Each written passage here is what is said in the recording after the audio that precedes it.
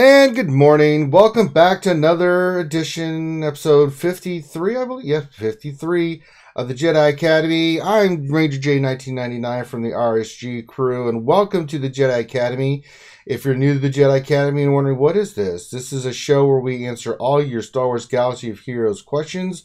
We bring the best and the brightest of YouTubers and game changers together, and then we throw in some RSG to kind of dumb it down a little bit, sprinkle in a little bit of us, and voila, you've got the Jedi Academy. And how does the Jedi Academy work? Well, it's a Q&A show, and basically what it is, if you have questions about Star Wars Galaxy of Heroes, all we do on this show is just answer your questions. So if you have a question, all you need to do is put a question into the chat, and then my good friend who's here, Dr. Finn, Medicine Woman. Dr. Finn, say hi. Hi. Okay, he's... I was really hoping for more there, Dr. Finn. You only said hi. Well, you could have... I was hoping you would just take the cue to say a little bit more and say, how are you doing and stuff, but I expected too much. But if you have a question, make sure you put it into the chat. Dr. Finn will scoop it up and we will get it read off. Make sure it's in the form of a question. Either says question and it's the first thing so we know it's a question, or make sure it's in the form of a question. Sometimes people will put questions in that look like statements, and if there's no proper punctuation and stuff, we will not know and it could get skipped, and that's your fault, not ours. So also, as I said, we have the panel here. We have a lot of awesome people. So let's introduce them. First of all, let's introduce the one and only, the man, the myth, the legend, Warrior. What's happening? What's happening? What's going on, partner? Got your coffee ready to do this? I've had one, and I will be having a second very shortly. Right. Yeah. Get that caffeine. That's what it's all about. Yes, definitely. All right. And then all the way from across the pond, we have the one and only Mr. Mike Hunt. Good afternoon. That's right. I have, let me count them. I have 1, 2, 3 different coffees in front of me. That's right. And I've just had my corned beef and mustard sandwich. So I am fully energized and ready to... Sounds pretty damn good, actually. Well, wake up, drink another coffee. Do not make me put Sweary Daughter on in your place. I do not. I'll take either one of them if you fall asleep. So, okay. That's right. And if those of you don't know, Mike has 2 lovely daughters, and they are both very sweary. This is established science and facts. There's no disputing this. And then also joining us, all the way from Canada, my alcoholic apprentice, Tmoney G. Hey, Ranger. Hey, what's going on up there? How's it going? How's the maple syrup and stuff, eh? It's good. I got my donuts and my beaver tails. Oh, that's right. It's good. Oh, wait, what? I don't know. I was trying to think of something. Donuts and beaver tails. Yeah, but we eat donuts a lot, but beaver tails are like this Canadian treat that you get at fairs and stuff. It's I don't know. Anyway, it's not an actual. Morning. It's not an actual beaver tail per se, right? No. Like we call bear claws a certain pastry that looks like a bear's claw. We just call it a bear claw and eat it. That's what a beaver tail is. I'm hoping it's not the actual. You don't go around finding beavers and cutting off their tails. I mean, how are they going to make their dams and stuff? That's a really good point, Ranger. Yeah, I don't know if a beaver tail has any meat on. I don't know if the panel wants that to be the first question. Yeah, it's not. It's like a pizza dough type thing. Okay. The beaver tail? Yeah, it's like a pizza doughy type thing. How the it's hell not a pizza. Does Finn know this? First off, there's so much wrong with that statement right there. We should just move forward. Thank you. He's over there in the corner chewing on pizza doughy tails. I know it. He's over in the corner with blood on the side of his mouth. Thank you very much. Oh, that's right. 20 dead animals around him chewing on the tail. This is like pizza dough. Tastes like chicken pizza dough. What the hell? So go ahead and get your questions in. Dr. Finn will scoop them up, the troll extraordinaire, and make sure you behave. So a lot going on this week. The biggest thing, and we're going to go around the corn here, as old Grande Pappy Patron would say, and kind of discuss this. The communication from C.G. Carey is, in my opinion, been stellar. I'm very, very, very happy with what she has been doing. She's really got grabbing the bull by the horn. But they've done stuff like this before, and as Loki said, actions speak louder than words. And although he's happy to see the communication until he starts seeing action. He's being very hesitant. That's kind of his feeling. Let's just kind of go around the corner here.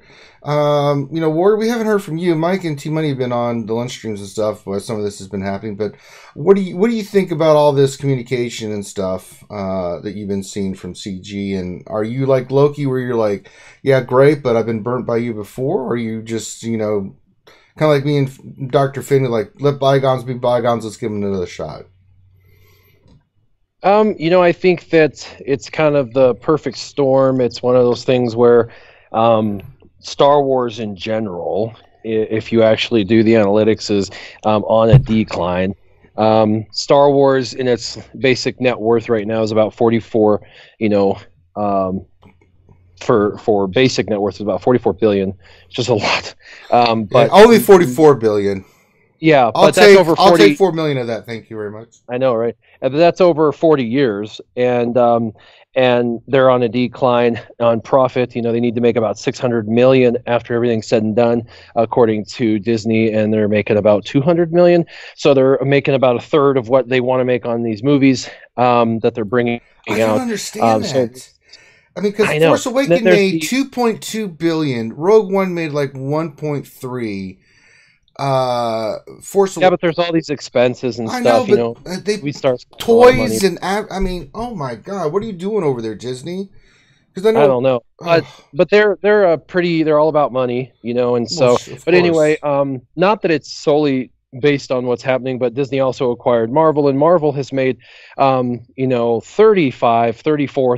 billion in less than 15 years. So you're talking about one place that took 40 years to get to 40 billion, 45 billion, and the other one that's taken 15 years, less than half the time to get to 35 billion so of net worth. And it's growing versus shrinking.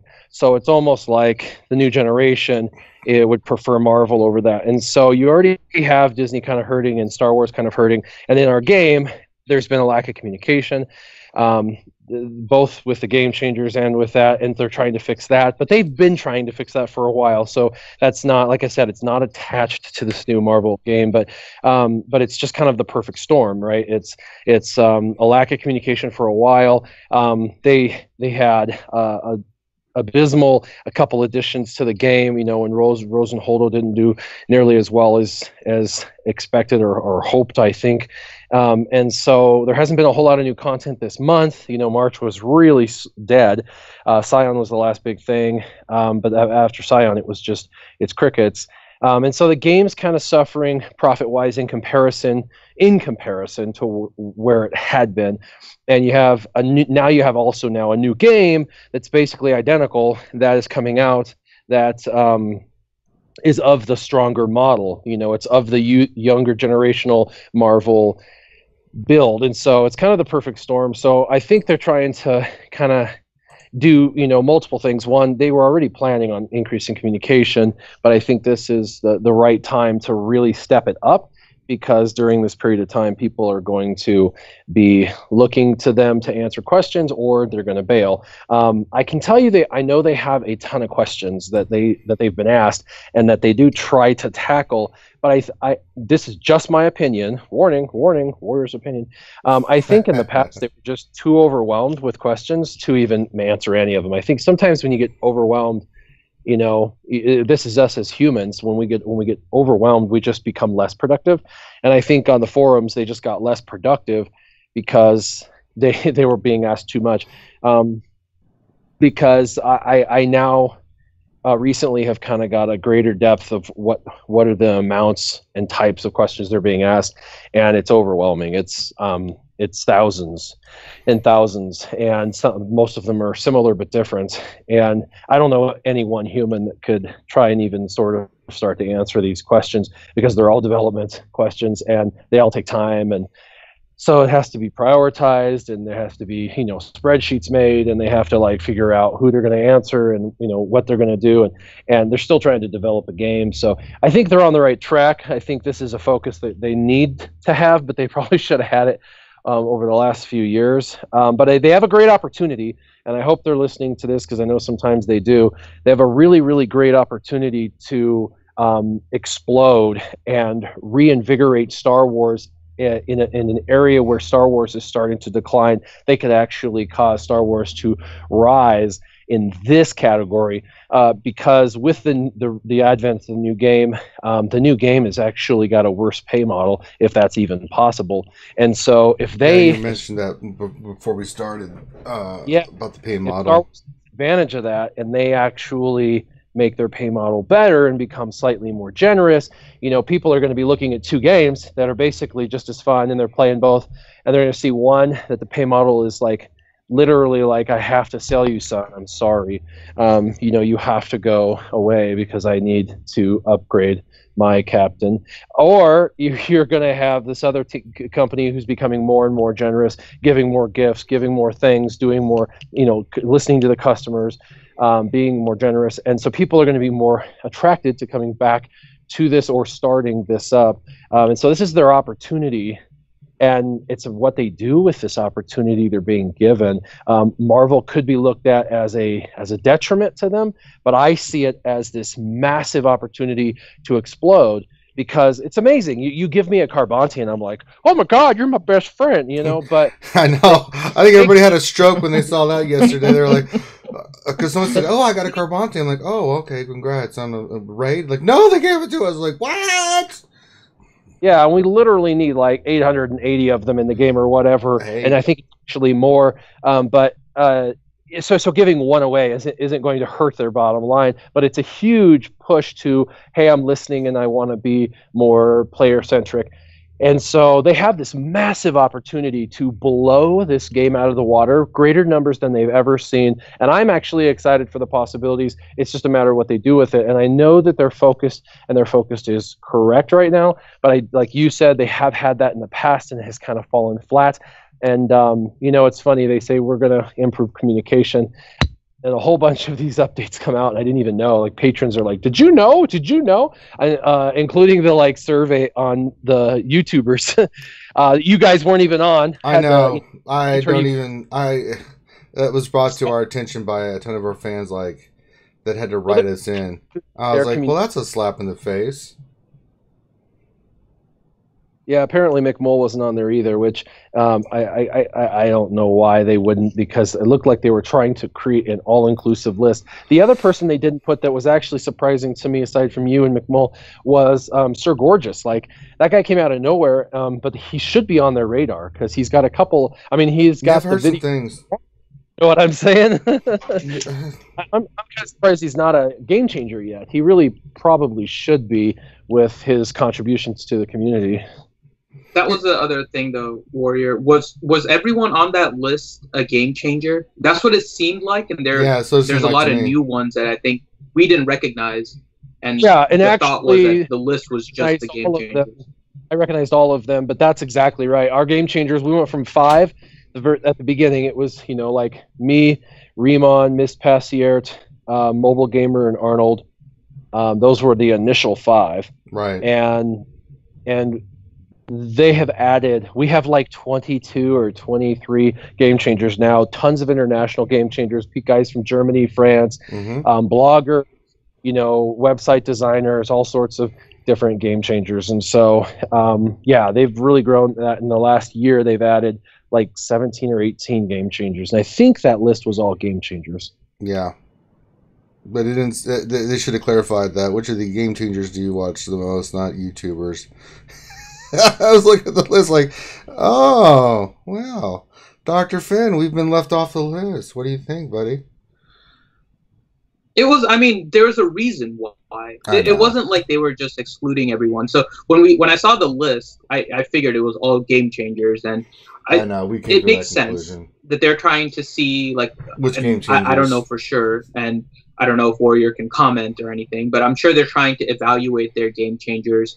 What effectiveness they all have, how is it impacting the community? So they're asking, like, who's watching their videos and trying to see that aspect, because that kind of stuff is how they get poured out to the community. So we don't get any. Well, I have no idea, but if that's true, vote for me.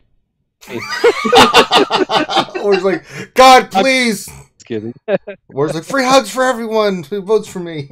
I voted for you, Warrior. I got that pop-up thing and I voted for you.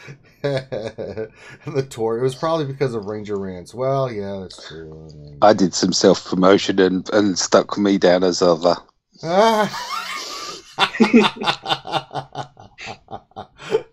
Poor Mike. Oh, goodness. Tmoney, Mike. I'll go Tmoney next. Thoughts on the communication? Everything you've seen so far? Where we get the questions? Yeah, in? I mean, I think Warrior hit the nail on the head. I was kind of thinking like, why now? And then I started reading about Marvel Strike Force, and I was like, oh, okay, that makes a lot of sense, right? And I agree. They have their market secured. My question though is, has a mobile game ever had an uptick after the initial launch? I think it would be a pretty new concept. I think kind of it's boom and bust typically for mobile games, but there's lots that have been running for a long time. I hope that they continue to give us free stuff and continue to respond to our questions and help to nurture the community instead of making it stressful for us and having folks have the attrition rate in guilds kind of continue to plug along like it is. I think that there's a lot they can do to combat that. And that the post on, was that yesterday, March 30th? I was just going through that again this morning, and there's just a ton of very concrete things in there, and some of them we've been told before, the cadence of where characters are going and when, how that's going to happen, but it feels very firm now. And I'm like, oh, I'm going to screenshot this so that if it comes down or things change, that we have something to go back to. But it does feel promising to me, and I'm probably more skeptical than you, Ranger, about the company. But I think that we might finally be at a point where they're realizing that they're not the only game in town, and they do have a lot of very, very loyal incredibly loyal people playing their game, spending a ton of money on their game, and they're going to want to keep those people from going and trying something new. That's right. Mike, your thoughts, my friend, from an English perspective, sir. From it.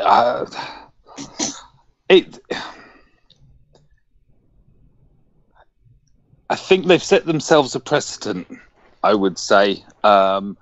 We've had kind of spurts previously where there's been, sort of interaction with all the players from them. Time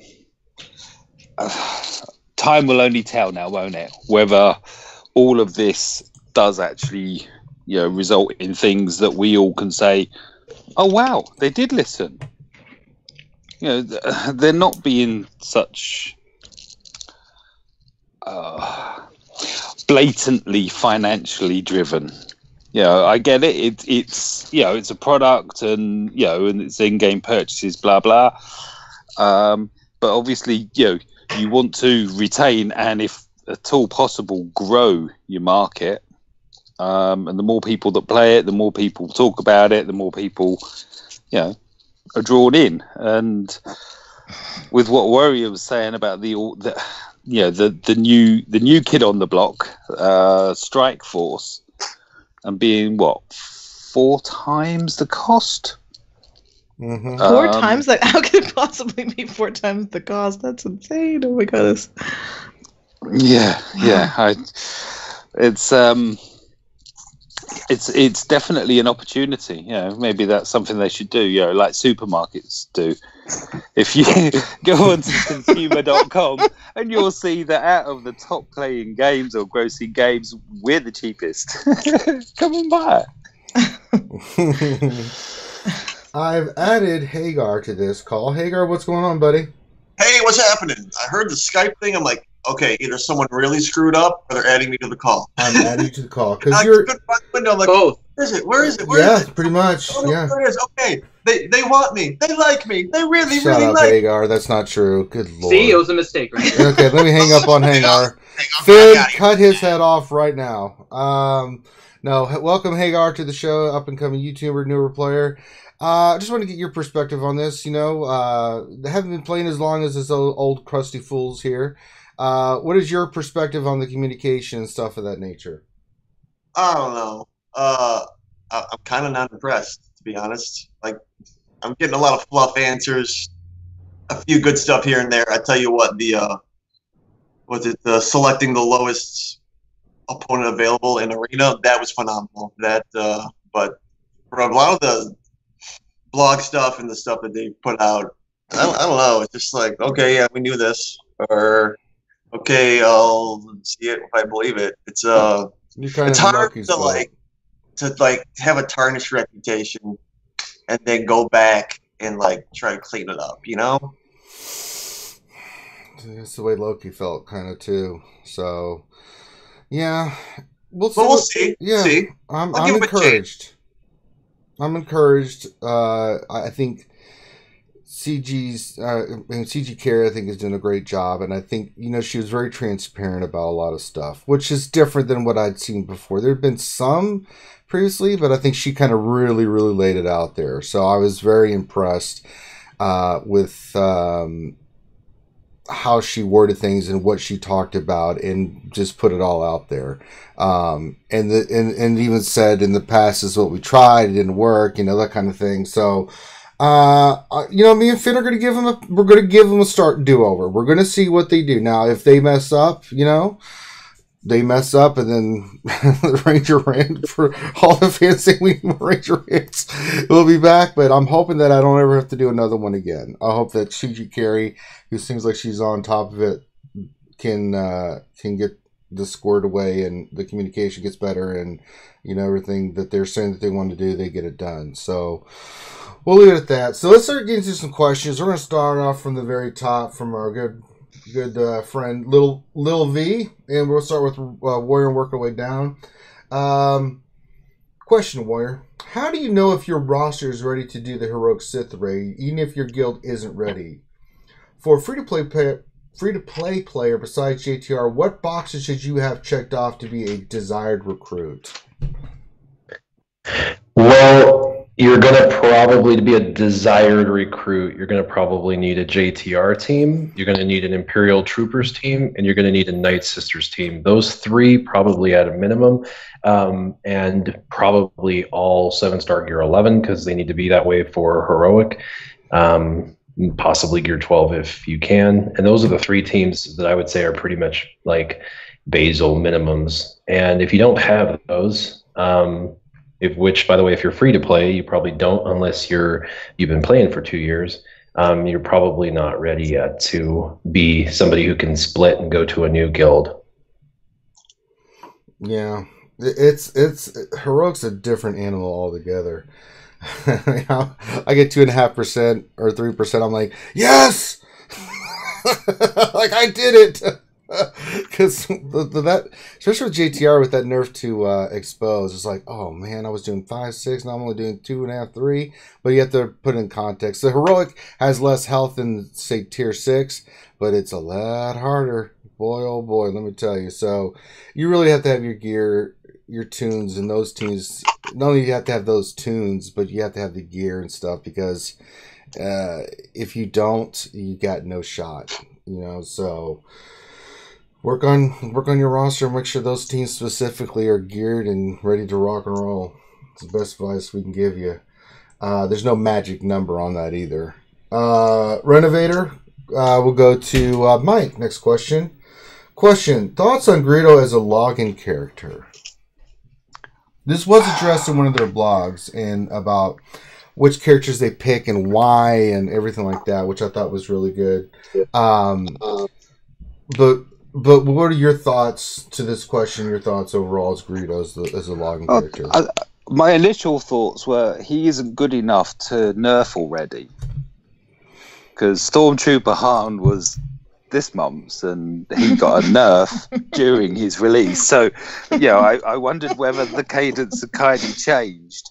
And it's like, here you go, collect this character. By the end of the month, he'll be less useful than at the beginning. Greedo. I would like to think that it's suggesting that I'm almost Australian here. All the accents on the end of the sentence. Let's see what's going on. Are you changing countries? What's going on, buddy? Yeah. I'm driving at the moment. Oh, okay. I'm almost in Australia. It intimates towards maybe something happening with bounty hunters. Or he's not a separatist, is he? No. I think he's bounty hunter and dark side, I believe, isn't he? So, that would be so good. We need more bounty hunters. We need bounty hunters to actually be viable. I mean, I know that they have their use in Sith Raid. It's not great, but then there is really only two main great squads in Sith Raid at present. I'd say 3 with crew. Yeah, I suppose. But that's where the New Hope. Let's see what I did there. Is springing from. That bounty hunters are about to get some buffs. Maybe a new tune or two. You never know. We'll see what happens. All right. Next question for Tmoney. Let's see. This is from John Rand. Question. I finally got a second survey almost 2 years after I got the first one. Have they upped the number of surveys that they are sending? Are they going to listen to the results more? I'm not sure. I mean, I was very happy to have this survey. I think we were talking on RSG. Was it on maybe last Saturday morning about customer polls, and we were saying that we had not got one. I don't think that I had filled one out previously, so I was very happy. It's very therapeutic to go in and be like, all right, here you go. There's a piece of my mind, and as a communications professional, I know that those are taken very seriously and looked at typically by a company. So I was very happy to fill it out. These are all steps in the right direction, right? I think for me, it's really that hope around, okay, finally now we have competition. We have a game that's very analogous to this one that is going to essentially hold their feet to the fire. And so, bless them, but they can't get away with as much as they have been. It's like, it would be like having only Walmart in the world, and that's the only place you could shop. Prices would go up and people would be rude, and it's like, it's not healthy to have a monopoly on anything. So I see this as like the monopoly is lifted, and now we can kind of now there's some more accountability. So yay, surveys. Did you guys enjoy filling that out? Was it therapeutic for you? No. No? Did you not give a piece of your mind? No, I do that every week on the RSG stream, so that's not going to do anything for me. But I'm a little bit different. I mean, I don't know how everybody else feels. I mean, therapeutic? I voted for Warrior. Well, I wrote in RSG, right? Like, for those listening, go back and go to another device and fill it in again and put in RSG. That's, I immediately did that. And frankly, like, if 100 people actually write in the words reality skewed gamers, that's worth thousands of people checking a box, right? Like, that's a big deal. They're like, oh, So I totally wrote myself in. I don't even care about it. Yeah, I wrote myself in too. Nerf hunters. She did it in her pirate voice. Har, nerf hunters. Oh man! All right, keep those questions. Keep those questions coming in. All right, next question. Let's see. Hagar, what do you think of the new releases not going to Arena and GW? Do you think that this sucks? Hold on, there's more to the question. Oh, sorry. Damn, Hagar. Damn. Do you think that the stacking of so many characters in Cantina will make it seem overwhelming for players to unlock everything, especially since Cantina Energy and mods use the same resource? Yes, absolutely. I think it's really, really lame for them not to put stuff in GW and Cantina Store and Arena Store. Oh, totally sucks. Yeah. It's just the same crunch that we've had since the beginning, man. I absolutely agree with the question asker. Yeah. Well, well, they said that they want to. I mean, that they want to keep those as beginning player farms for new players. Lame. Cop out answer. But why do you think it's lame? Because I have 40,000 of all those currencies saved up. I got nothing to do with it. I will have nothing to do with it. You can the Shard Shop answer is a cop out answer. Right. Dude, it just sucks. They're introducing a whole bunch of characters and just throwing them all into these impossibly long farms or resource crunch farms like Cantina and mods. Yeah, no, don't like it. Don't like it. Okay. Hey, go ahead, War. I actually think that it's a shame too, because this is one of those amazing. I hope they're listening again. Amazing opportunities for them. One of my biggest suggestions to them, and I actually made this suggestion again on my last trip, which was just recently, like in within 60 days of today. It was like 45 days ago. I was actually in front of those guys talking to them, and I told them, I mean, it's in terms and conditions, and they can add it to terms and conditions and all sorts of stuff, but so they can legally protect themselves. They don't there's no excuses, and almost every other game does balancing, where they say, oh, this game's, in fact, the new Marvel game did a rebalancing just recently, and some of the characters that were really good aren't as good, and other characters that weren't as good are now better. And so they do these rebalancings every so often. Clash Royale does a rebalancing every month for the most part, and they can put that in terms and conditions. You know, what we have is going to be rebalanced from time to time for the health of the game and, right. and the benefit of all players, and it makes sense. And this game does a rebalancing in sorts, but it's always looked at as nerfing because they don't actually talk about rebalancing ever. They act like it's a big pariah thing, you know, in the corner, and that's a damn shame. And it's like once they build it, they don't want to mess with it, and that's actually a damn shame as well, because they should be actually reassessing locations and stores and all sorts of stuff. You know, we all kind of know and can identify who are early game characters, who are mid game characters, and who are late game characters, and they know as well. They know who is needed, and at some point they need to take those characters and reassess and remove them for characters that are the least useful. They go in the stores that are the absolute easiest to get, such as Galactic War. Sometimes a character they release thinks is going to be useful, nobody uses.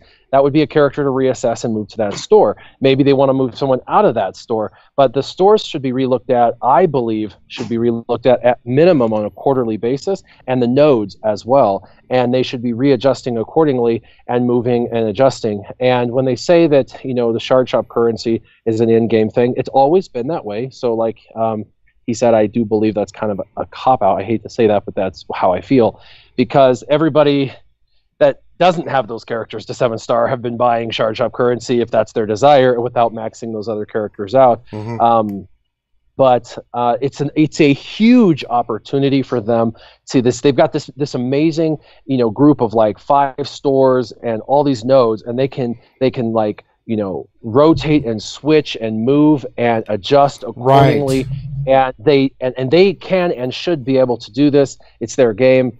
And if they did it and established a practice of that, people would, you know, nobody would know any wiser. It would just be the way it is. And people would then be able to access easier characters earlier on, or access, like, for example, Jyn Erso. She's a great kind of mid-game character, and of course a lot of people use her at the end game, but she's really a mid-game character. Rogue One is one of those mid-game teams. And, you know, she's extremely difficult to get, either in the ship store or in guild events or whatever. It's like, why? Like, there's no point in that character being such a hard-to-farm character. And early on, they did this. You know, do you remember when I first started, you know, Scavenger Ray was introduced. And, oh, yes. And she was only in the one store. It was just, she dropped. Well, even before that, she was just a hard node. Oh, my God. But yeah, well, she was just, originally, she was just in one store. That was the guild store. Yep. And then eventually they gave her a node. And, like, see, that was smart. They were like, oh, she's really good. More people want her, so we're going to expand her ability to be had. But that was also after her meta. So they kind of recognized that she might be dying down, and then they added it. And they need to be able to do that for the health of the game. To say unequivocally that they are never touching any store for the rest of their life, like the game is just what it is really demoralizing to someone like me, because it's like, after giving them the suggestion of rotation and things like that, they basically just said, yeah, we're going to take Warrior's advice, flip it on its head, and make sure we nail it on across. And it's like, are you serious? That's your guys' response, because this is an amazing opportunity they have for rebalancing the game as far as acquiring certain characters. And they're either never going to launch new characters, or they're going to totally create horrific bottlenecks greater than any bottleneck we've seen. And we know they're going to continue to release characters, so that option's out, which means that moving forward, the bottleneck on characters is going to get absolutely atrocious, and that's going to be on them because they're too rigid and afraid to rotate and change around the stores. Yeah, especially for new players. I mean, players like us that have farmed pretty much everything out of there, right? Even in Canteen and stuff, you know, you're like, oh, okay, another character, I guess I'll just start farming them. But as a new player, my head would explode if I had that many characters just popping in there all the time. And, you know, especially if it's a character that turns out to be something you really need. It's like, oh my god. Oh goodness. All right, next question. It's right to you, Warrior. This is from Michael D. Question. Zeta Asajj-led Night Sister STR team with Daka, Acolyte, Talia, and question mark. I'm leaning towards Spirit. Can I leave Talia and Daka at Gear 11 with Asajj and Acolyte at 12? Just Asajj lead Zeta for a while. Well, yeah, I mean, you can do anything, and that sounds fine. I mean, Asajj lead is what I went with. I just did Asajj's lead 2 days ago. So I finally am going in on my Night Sisters and Spirit. I am going. I am too. Yeah. Yeah. Spirit's great. Spirit's a phenomenal character, really good character. Just most people can't access it, so it's still not. Still not farmable yet on a farmable node. The only way you can farm it is through an event that would take 2 years, you know, to get. I've got a 4-star through that event still, and Same. you know, so it's like. Okay, so anyway, you know, as soon as they put it on a node, and I know they said, well, we're going to start to follow normal cadence on those characters, and so we were all like, hooray! But like Tmoney said, you know, take screenshots, because what's funny is they did that. They said, oh, we're going to have a normal cadence, 4 to 6 weeks to go chromiums, and then 4 to 6 weeks to go free to play on everybody, every character. That's what they had said, except for legendary events. I have that screenshotted. That was actually from Jesse, when Jesse was, you know, the community manager. And then just fast forward 6 months, and I was like having a conversation, and I was like, why are you guys not following your own cadence? And they were like, what cadence? I was like, oh my god, are you serious? Like, do you not know your own cadence? And they're like, I don't know anything of a cadence. So I took the screenshot and sent it, and he's like, oh, okay, well, I'll look into that. And then all of a sudden there was a couple characters released on cadence, and it was like, but it was late, and it's like they just said again, we're going to release things on cadence. And it's like, well, if you're going to release things on cadence, you've got like 5 things behind cadence. You probably should just launch them now because you're behind cadence. And so I don't know. It is, you know, they're saying and there's doing. I really give 2 craps about what they say. I care about what they do.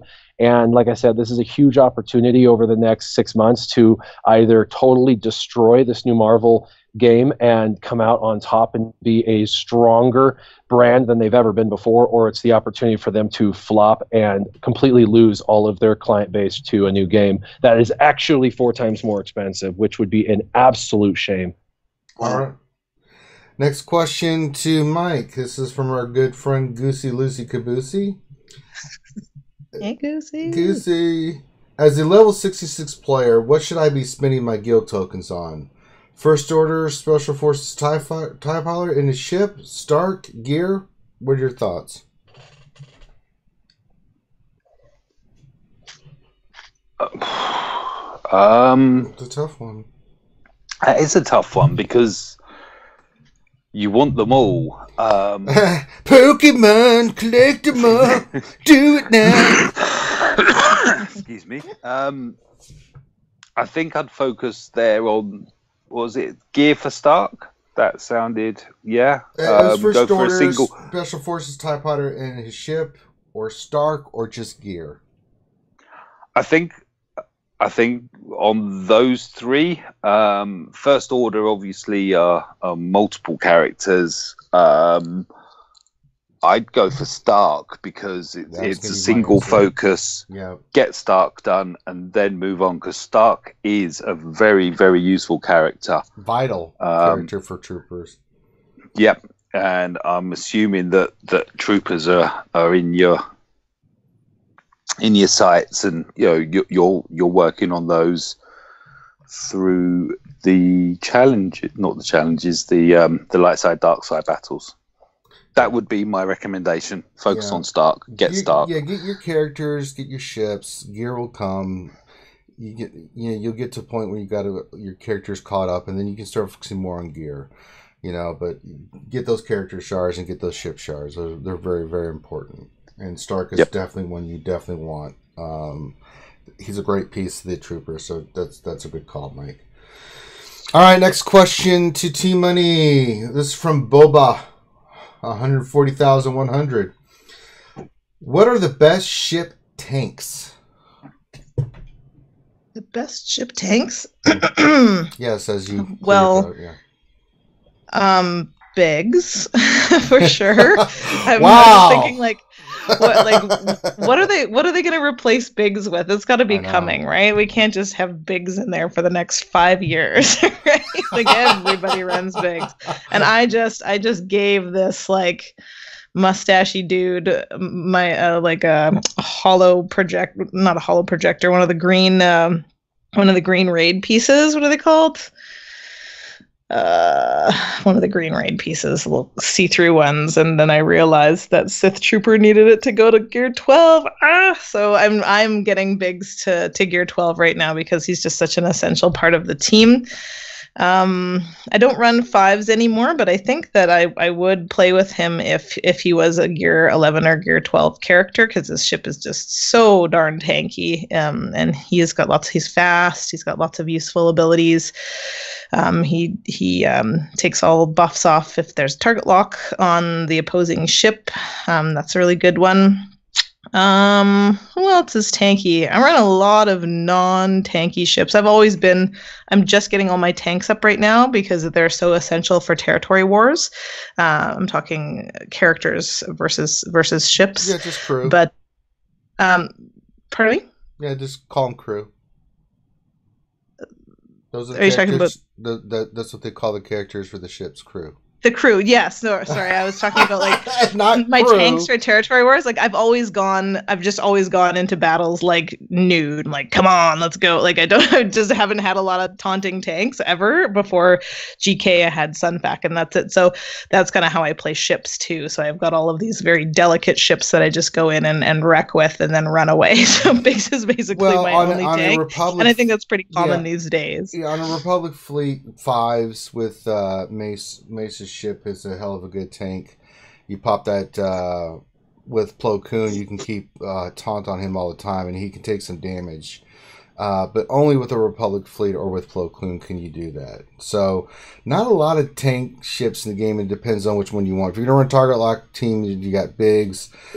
You can run Sunfac, as Tmoney said, but if you're going to run a Republic fleet, and those ships are a pain in the ass to get, but if you get them, that Republic fleet's pretty damn nice because it's very, very defensive. I use it on defensive territory wars all the time as a fleet ship, and it does really well because they're hard to kill. There's constantly regenerating protection. There's taunts going up. They're very tanky ships. I mean, you can even throw the damn taunt on clone trooper ship. You're like, hey, he's taking some damage. That's all right. So, but that's another scenario where you can get a taunt. But actual taunting tanks, we don't have a lot. I think with Mace's ship, I think that's a good example in territory wars. Is if people don't face that ship or haven't faced it for a few months, they're just like, what's going on? You're like, oh, you can't let Plo Koon get away on you, or else you're just, there's always protection and people are taunting who you don't want to taunt, and it's a mess. I will say Sunfac, I love don't gear Sunfac for his ship. If you're going for Zetas, you just need no gear on these guys at all. I went and got my Zetas. I think I had my my spy at gear like 2. Like you just need them to basically exist and have the right stars, and then you can go in. The Zeta challenge is very easy. But I did have Sunfac as a tank previously, and he's great with Tarkin's ship if you put him in reserves, because he comes out with retribution, and then whenever he attacks at a turn, it's an automatic target lock. I think it's unresistible. I think it's just like Vader's, like it's just gonna land, and so Vader. He comes out of reserves, and then all of a sudden you have your 5 opposing ships with target lock, which is a very beautiful thing. It is. All right, next question, Hagar. This is from our good friend Teals. And so, Teals knows Tmoney, and Tmoney knows Teals, part of the Nerf Herder crew. Question. I have some troopers, one or two pieces from Gear 12. Sith Trooper Gear 8, First Order Special Forces TIE Fighter Gear 8. Where should I direct focus at this time? So, should he finish the Gear 12 or continue with getting the Trooper and First Order Special Forces TIE Fighter up? As Warrior would say, stay on target, get those troopers to G12, and move on. Yeah. Hard to say. Just finish them off and finish them off. Those other ones you can go back and finish them, right? Mm-hmm. Mm-hmm. One or two pieces. Solid trooper team is going to pay off in the long run. Oh, yes. Awesome. All right, next question for Warrior, and this is from one of the RSG crew members, Tits McVenom, and she has a question. She says... Question, are you guys content with the current arena shards and payout setup? If not, what are your ideas for improving it? For a regular arena, I'm relatively content with it. I think that it's at the beginning, it's really hard. In the middle, it's fine, and at the end, it's really hard. I think at the beginning, it should be hard because you're new. I think in the middle, it being fine is fine, and I think at the end, it being really, really hard, it's a mixed blessing. I mean, on my leaderboard, it comes down to mods, and that's it. And mods drop with RNG, so it's really basically down to who's a luckier bastard than the other. Because, I've got 2 mods now. I got one 20 speed secondary yesterday. I literally rolled a 20 speed yesterday, and I have a 21. So I've got 2 over 20. I've got a guy on my shard that has like 16 mods that are over 20 speed. Is his name Loki? And I do as many purchases and I do as many refreshes. In fact, if we looked at how much was spent in the game, I probably have spent more than him. And so it's just like it's difficult because it's like you're talking about at the end game it being about luck, and that's just not for me. It's a hard pill to swallow when I'm like losing because I don't have better mods than the guys that have spent significantly less. I mean, money should be an equalizer at a minimum, and so I don't know that arena is okay. I think it's not necessarily broken, but mods should definitely probably be looked at. But as far as the ship arena, it's absolutely broken beyond all brokenness. Essentially the ships that were on launch over a year and a half ago, are the same ships that are being played today. And every human that started playing in the last 6 months has been able to farm that meta team. That meta has literally never changed with the introduction of the Chimera. It simply went from one capital ship to another, but the team's the same. And then once the TIE Reaper became farmable, it became part of the meta. Before that, it really wasn't. But it's a real shame that we've had 2 basic changes to the basic meta team because one ship went farmable and one was introduced, and that's it. There's been nothing to address that endurance and one of those teams really just can't compete at the highest end, and that Akbar and his team can't compete at the highest end.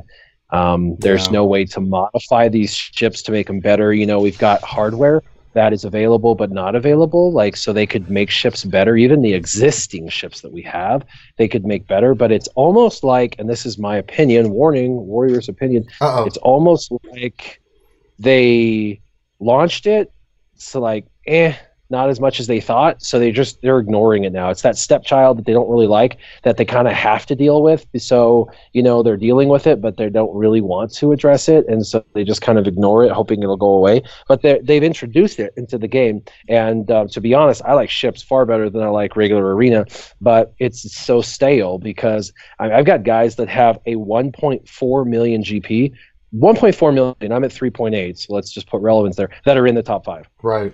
Because they farmed 5 freaking chefs and 5 pilots, and they're up there now, and they're 7 pilots, and now they're you're able to get number 1 every day. And why? Because nothing has changed. Virtually nothing has changed. So that leaderboard is totally and completely broken, and it's a shame that they brought that in. To me, it's like, what? If that's the case, if you're not going to invest any real time into making it better, just get rid of it. Just get rid of it, because. Yeah. It's for me, it's a huge time waste. I have to spend an hour or 2 just in ships climbing, because everybody has. The top 100. I know. I dropped down to the 30s or 40s now. Max ships. Yeah. So anyone in the top 100 can beat me. Anybody. And actually, on my leaderboard, if I could scroll past 100, I'd probably see that the top 200 could beat me. And it's frustrating because they have something good here, and it's being completely ignored.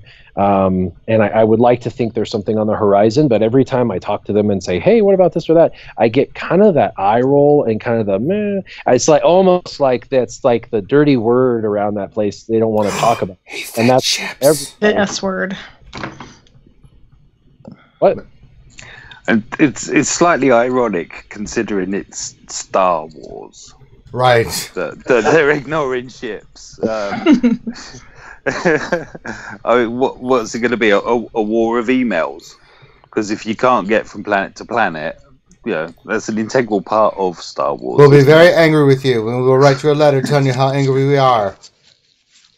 All right. So, let me follow up really quick with Warrior here, just to ask. Wow. Well, look at Finn. Do you think that Fleet Arena became better or worse once they added the crystals to the top 20, considering they haven't changed much with Fleet?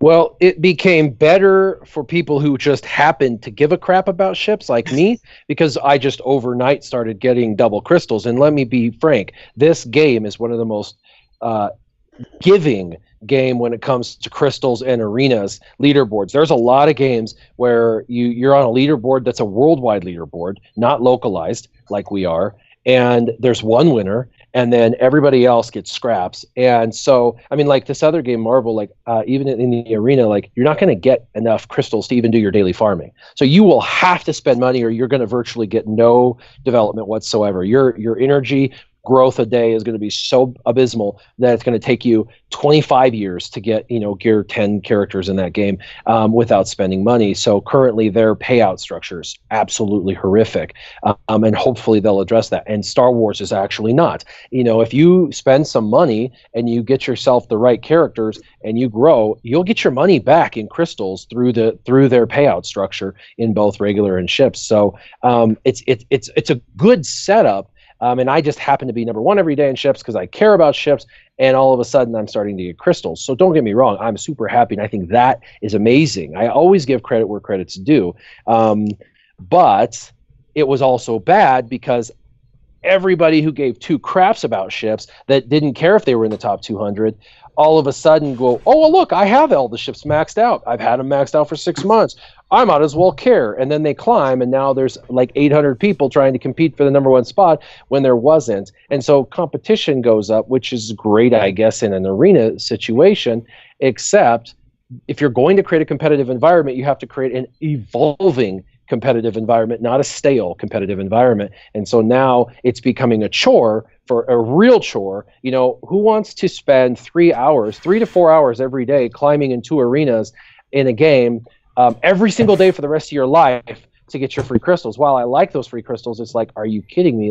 It's too labor intensive. And that's part of the issue that they're talking about. Well, one of the fixes is make it an evolving meta like you do with regular arena, because then people there'll be a variant. There'll be people who are ahead of the game, people who are kind of right at the game, and people who are behind the curve, and that's where it needs to go back to. But it's not that way. Everybody in my leaderboard has everything maxed and has for a long time, and they have hardware that's sitting there ready to be entered, and it could be like this hardware adds 20 speed to like the slowest ship in the game, and all of a sudden that ship, because of the extra speed, now puts it in the meta, and all of a sudden people are using it. I mean, it's just one of those things that they could just one simple thing, one simple addition, and create events where people can earn those, pieces to earn that hardware or something. I don't know. And there's still Omegas that haven't been entered into the game and for ships. And it's like, I mean, if you bought those ship packs, you've got a couple Omegas. I got 14 Omegas from the ship packs they sold a long time ago.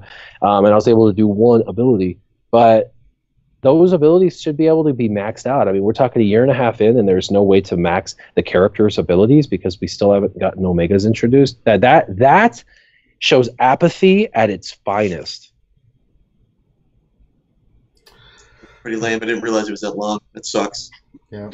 All right, let's go to the next question. And this is from Camille Bukowski. And this is going to Mike. Question, should I bother farming Jedi for Yoda event if I'm level 81? I still have CLS, GTR, BB-8, Chimera, and Thrawn to unlock still.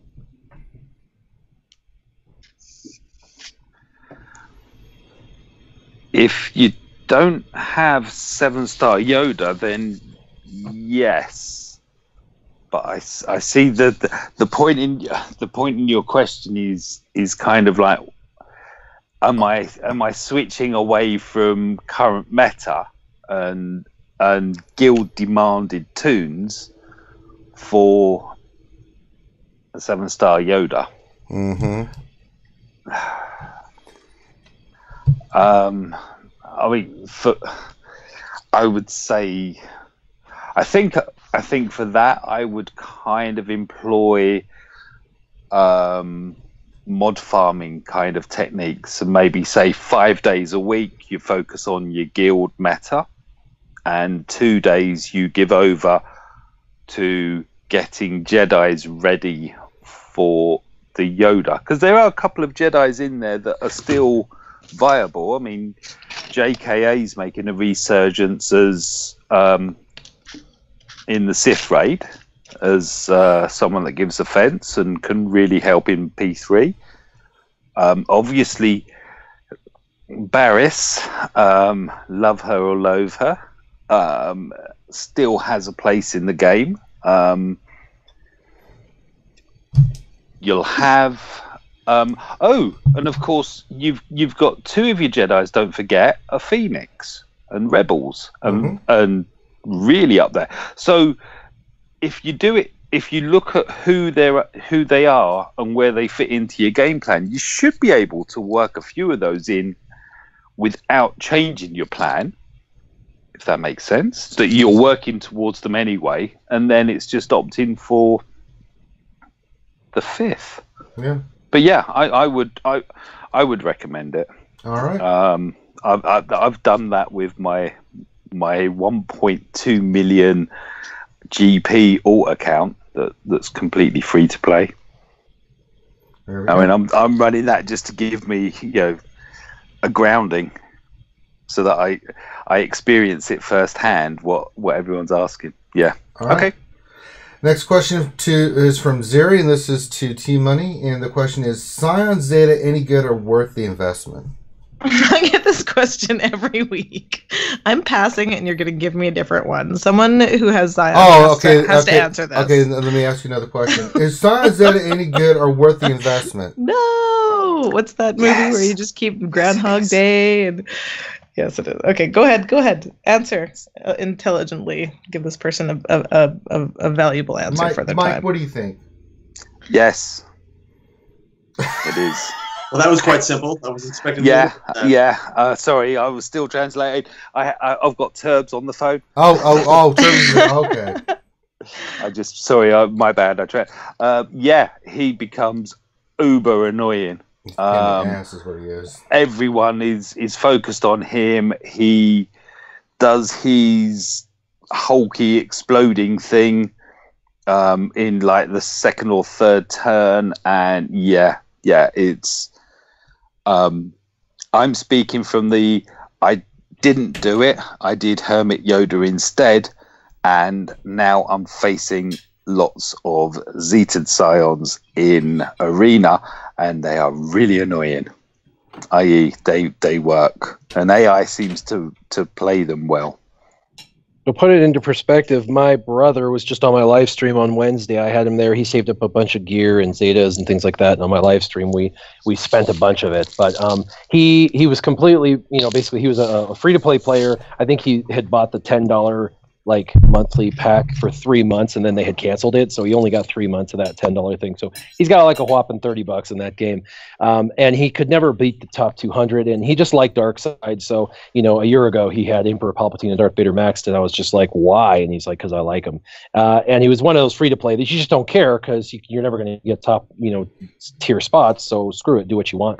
And then all of a sudden Scion came out, and he was looking at my team, and he's like, listen, I've got a Gear 12 Emperor Palpatine, a Gear 12 Darth Vader, a Gear 12 Thrawn, and I mean, if I can, I've had a double Zeta Nihilus since Nihilus came out, and so if I've got 2 Zetas saved up, if I was to buy Scion and Zeta him and do Emperor Palpatine's lead, do you think I could get number 1? And I was like, well, it depends on your mods probably, but yeah. And so I was like, but listen, dude, you're free to play. This thing's $300. And he's like, fuck it. Excuse my language. He was just like, I'm doing it. And he did it.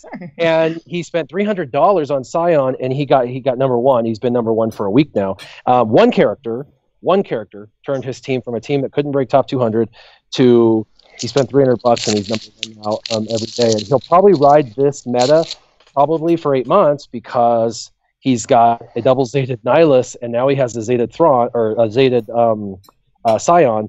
And so he's got 2 of the 3 Sith Triumvirate. I mean, I've already told him at this point he really, really needs to get, Treya, but that's going to require them doing the heroic. And I don't know, but he's going to at least ride this out until Treya takes over.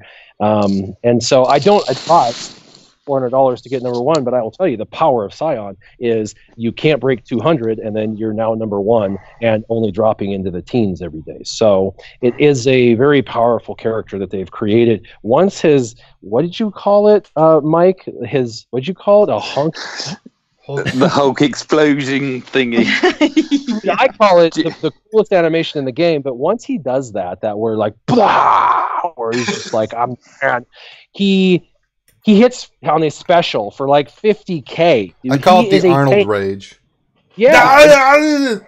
Hits for like 50,000 on his special. He's a tank. That's way overpowered. It's really, really fun. And if that pops, you don't kill him in time and that pops, he can take 3 characters out by himself. Best wishes to Arnold and his family, by the way. Mm-hmm. Yes. Arnold's in hospital at the moment, mate. Oh my. I didn't know that. Yeah, he's recovering though, right? He just finished his surgery. Yeah, I'm just saying best wishes to him. He got up and apparently his first words were, I'll be back. My uncle knew him back in the 70s when he was a wrestler. Oh, that Arnold. Him and Luke. Oh, okay. Oh no, I was on about I'll be back. The real Arnold. The real Arnold. The original. Arnold. Shut up. Yes, the original. Shut up. All right, next question from good old Maurice. If I'm not me, then who the hell am I? To be or not to be? Not to be. Let's see. Tmoney, here's another question. Let's see if you want to answer this one. This is from good old Maurice. Okay. Question. Anyone tried Gar Saxon lead for phase 2? Capable of 1%, or would it feed Scion too much turn meter? I also don't have Gar Saxon. Come on, Tmoney.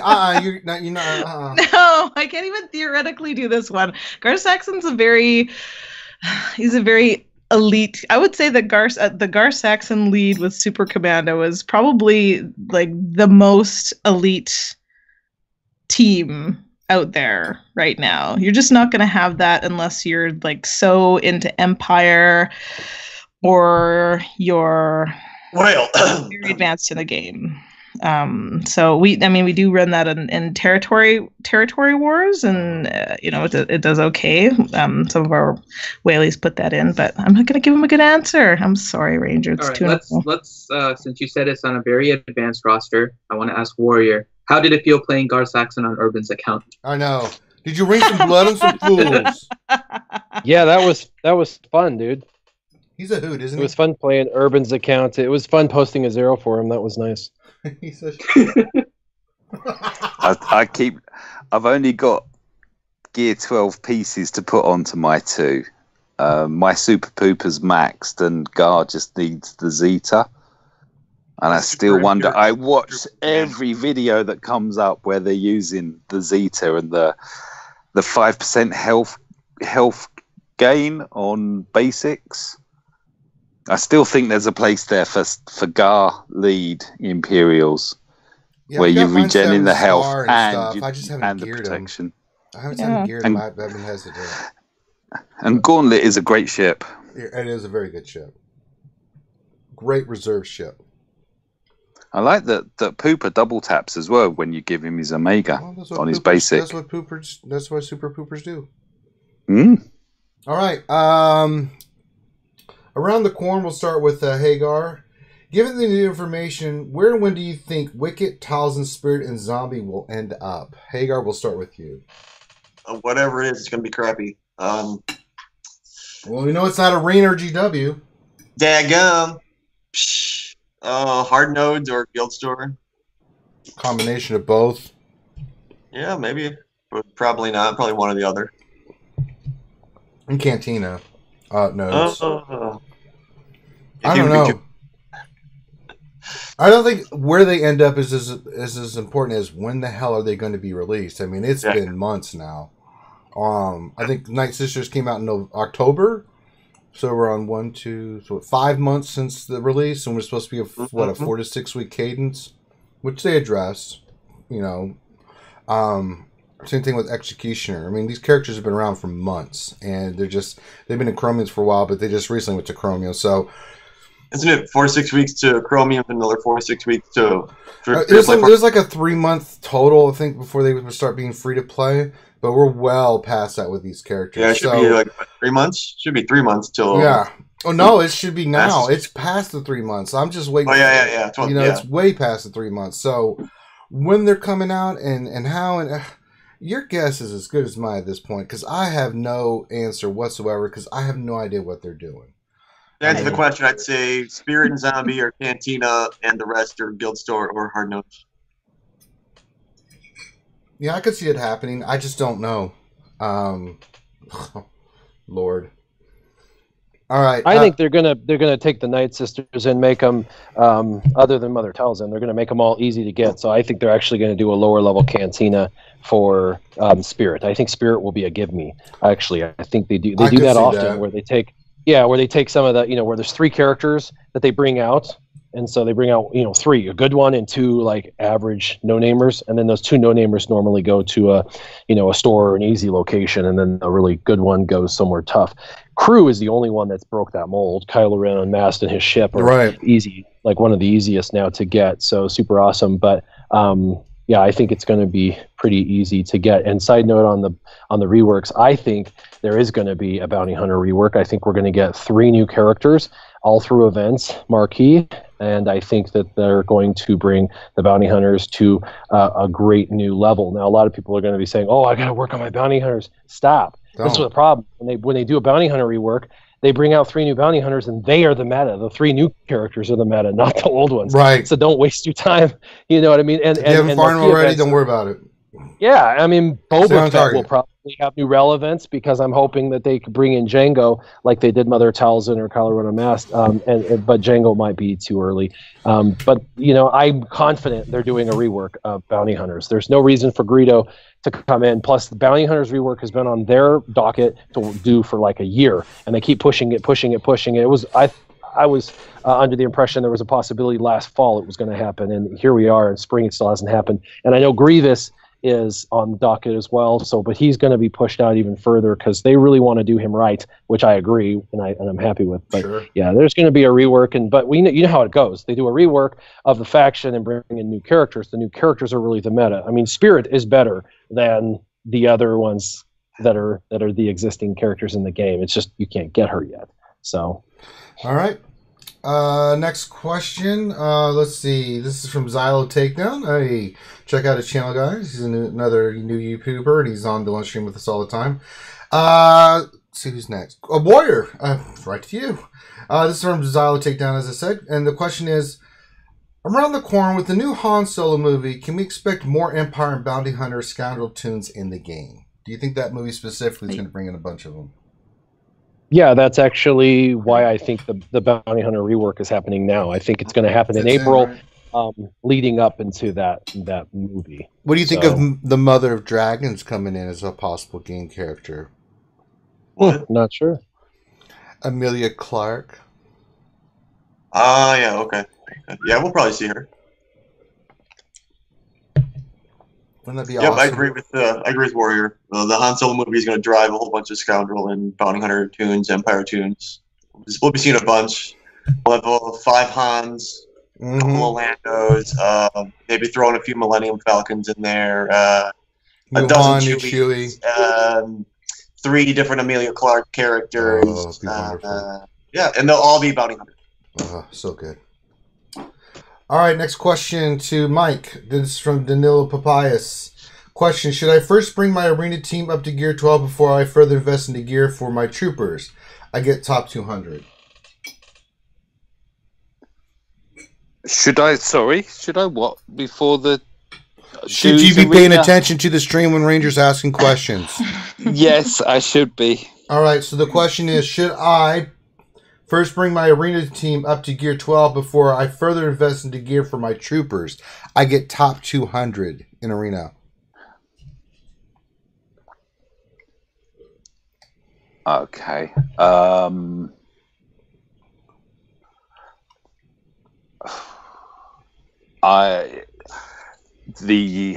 analyst in me says yes. Finish off your arena. If you can start placing, top 10, if you can work your squad to get up to the high crystal payouts, that's going to assist you in the second part. Explain that, Mike. Yeah. What do you mean by that? That your arena can pave the way. The arena, so like with your arena payouts will speed up. It'll allow you to gain more crystals, which you can then invest into gear shards, whatever it is that you need, whatever it is that you're looking for. Yeah, it just assists with that. That's what I mean. And that's science. All right. Yes, it is. See what I did there? All right. Next question for Tmoney. Hopefully she will be able to answer this question this time. We're 0 for 2 last couple rounds. Let's see if she can get a base hit. This is from the tour. Tmoney. Question. When do you think they will launch anything new for ships? I have a feeling that there's a lot of ship stuff coming. I've been waiting on the little astromech mod, whatever they're going to be, pieces forever. They just lit those up, right? They just made them live. So if you go in there, it's not completely grayed out anymore. They've changed that icon with one of the last updates, like 2 weeks ago, something like that. So I mean, that's a pretty good sign that is coming soon. I don't know if they actually named. I'm happy that there's nothing new going into the stores. That was a huge relief for me, that there's nothing new. I don't have to save my currency. I can focus on shard farming. I don't know, did they actually include the ship store in that, though? Let me just look really quick. Yeah, ship store is a part of that. That's not changing. Yeah. Is a part of that. That's not changing. So, so how are they going to add all of these ships? Are they going to be all marquee events? Really, it would make a lot of sense for that to start happening, and to start getting the ship's cadence going as well, because right now we have only the characters, and if we had both, I think the game would be a lot more dynamic to be focus farming on two things at once. It's very annoying to have the ships and hard nodes though. I'm trying to say, so I hope they do something a little bit different there. I think if I can just go back to the Night Sisters, we don't have a number 9 in our cantina, but we have it in light side and dark side, right? We don't have a level 9. Mm-hmm. So my prediction is that we're going to level 9 for cantina. And I think that one of them will go in the guild store. I don't know which one I'm thinking. They're usually really good about tying utility to the store that they're in. So if it's an arena tune, it's tied to, if it's a good arena tune, then it's tied to the arena store. If it's a good raid tune, it's in the raid store. So I'm thinking, I don't know, who's better, Mother Talzin or Zombie for the raid? Probably Mother Talzin. Although Zombie is just amazing. Maybe both of those will go there, and then they'll open up a 9 for Spirit, something like that. But see, that's a good answer. I think there's a lot of ships coming. Yeah, that's a really good answer, team. Want to see what happens when you actually try to participate and answer questions? Gar Saxon and Scions. Awful. Gar Saxon. Good old Maurice, you're getting in trouble for that one, by the way. It's a legit question. It is a very legit question. It's a legit question, but damn it, Team Money, we don't pay you to come on here. Questions by now, but apparently not. I'll do it. It was what I was answering when I wasn't listening. I'm sorry. That's right. I'm gonna go Zeta my damn Scion so that next week I can speak to it. No, you have to do First Order Stormtrooper. Damn it! Scion is spelled First Order Stormtrooper. Right. Shush. That's a long story. I don't want to get into it. No, I don't need to get into it. They can come tonight if they want to hear about that story. And if you have mods that you need to get cleaned up, go to the Team Money Cleaning and Mod Service. She'll be getting rid of all your mods and make you a nice profit in return. All right. So, we were just discussing the stores again. I think we need another opinion. Ramon, what do you think about the fact that they're not? Oh my God, is that Ramon? Our Galactic War? Hey guys, what's going on? Ramon, yeah, you're live. I'm sorry. I've had a lot of IRL stuff going on the last few weeks. I know that's not a good excuse, but I've been really busy. Excuse, actually. It's a terrific excuse. I've been moving from one place to another, and I've had some a lot of big shows going on for my job, so I've been kind of doing that, but.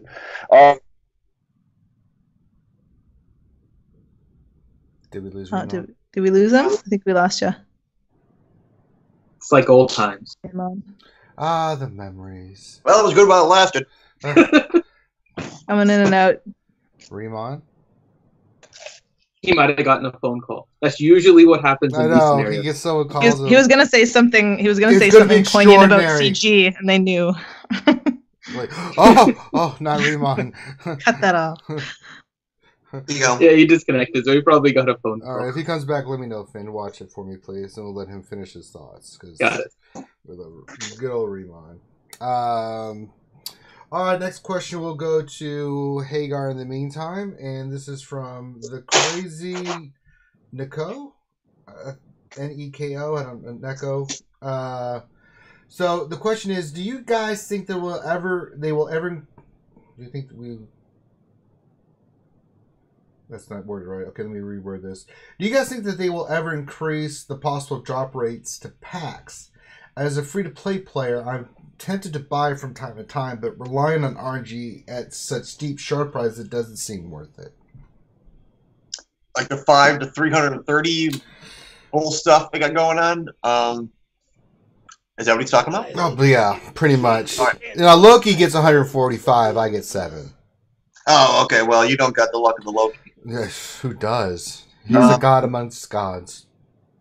I don't think they're going to change that, honestly. With the Hawaii senator got his raging hard on against child addiction, whatever, that might do something.